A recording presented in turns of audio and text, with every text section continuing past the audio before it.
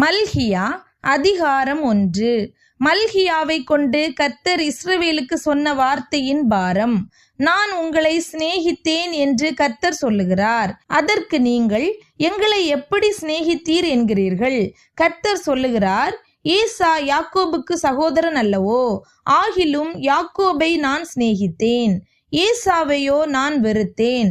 அவனுடைய மலைகளை பாழும், அவனுடைய சுதந்திரத்தை வனாந்தரத்தில் உள்ள வலு சர்ப்பங்களின் தாவும் ஆக்கினேன். ஏதோமியர், நாம் எளிமைப்பட்டோம், ஆனாலும் பாழானவைகளை திரும்ப கட்டுவோம் என்று சொல்லுகிறார்கள். அதற்கு கர்த்தர், அவர்கள் கட்டுவார்கள், நான் இடிப்பேன். அவர்கள் துன்மார்க்கத்தின் எல்லை என்றும் கர்த்தர் என்றைக்கும் சினம் வைக்கிற ஜனம் என்றும் சொல்லப்படுவார்கள் என்கிறார். இதை உங்கள் கண்கள் காணும்.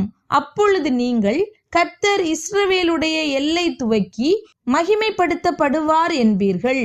குமாரன் தன் பிதாவையும் ஊழியக்காரன் தன் எஜமானையும் கனம் பண்ணுகிறார்களே. நான் பிதாவானால் என் கனம் எங்கே?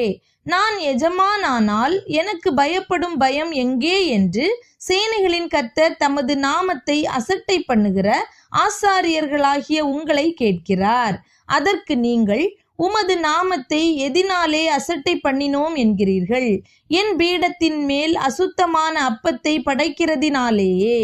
ஆனாலும் உம்மை எதினாலே அசுத்தப்படுத்தினோம் என்கிறீர்கள். கர்த்தருடைய பந்தி எண்ணமற்று போயிற்றென்று நீங்கள் சொல்லுகிறதினாலேயே.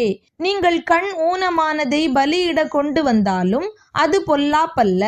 நீங்கள் கால் ஊனமானதையும் நசல் பிடித்ததையும் கொண்டு வந்தாலும் அது பொல்லாப்பல்ல என்கிறீர்களே. அதை நீ உன் அதிபதிக்கு செலுத்து, அவன் உன்மேல் பிரியமாயிருப்பானோ, உன் முகத்தை பார்ப்பானோ என்று சேனைகளின் கர்த்தர் கேட்கிறார். இப்போதும் தேவனுடைய சமூகத்தை நோக்கி கெஞ்சுங்கள், அப்பொழுது நம்மேல் இறங்குவார். இது உங்களாலே வந்த காரியம், அவர் உங்களை அங்கீகரிப்பாரோ என்று சேனைகளின் கர்த்தர் கேட்கிறார். உங்களில் எவன் கூலி இல்லாமல் கதவுகளை பூட்டுவான்? என் பலிபீடத்தின் மேல் அக்கினியை கூலி இல்லாமல் கொளுத்தவும் மாட்டீர்கள். உங்கள் பேரில் எனக்கு பிரியமில்லை என்று சேனைகளின் கர்த்தர் சொல்லுகிறார். உங்கள் கைகளில் உள்ள காணிக்கை எனக்கு உகந்ததல்ல. சூரியன் உதிக்கிற திசை தொடங்கி அது அஸ்தமிக்கிற திசை வரைக்கும் என் நாமம் ஜாதிகளுக்குள்ளே மகத்துவமாயிருக்கும். எல்லா இடங்களிலும் என் நாமத்துக்கு தூபமும் சுத்தமான காணிக்கையும் செலுத்தப்படும். என் நாமம் ஜாதிகளுக்குள்ளே மகத்துவமாயிருக்கும் என்று சேனைகளின் கர்த்தர் சொல்லுகிறார். நீங்களோ கர்த்தருடைய பந்தி அசுத்தமானது என்றும் அதின் ஆகாரமாகிய அதின் பலன் அற்பமானது என்றும் சொல்லுகிறதினாலே என் நாமத்தை பரிசுத்த குலைச்சலாக்குகிறீர்கள். இதோ இது எவ்வளவு வருத்தம் என்று சொல்லி அதை ஒரு திரணமாய் பேசி பீருண்டதையும் கால் ஊனமானதையும் நசல் கொண்டதையும் கொண்டு வந்து காணிக்கையாக செலுத்துகிறீர்கள் என்று சேனைகளின் கர்த்தர் சொல்லுகிறார்.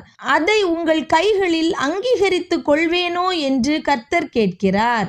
தன் மந்தையில் கடா இருக்கையில் கெட்டுப்போனதை ஆண்டவருக்கு நேர்ந்து கொண்டு பலியிடுகிற கபடஸ்தன் சபிக்கப்பட்டவன். என் நாமம் ஜாதிகளுக்குள்ளே பயங்கரமாயிருக்கும். நான் மகத்துவமான ராஜா என்று சேனைகளின் கர்த்தர் சொல்லுகிறார்.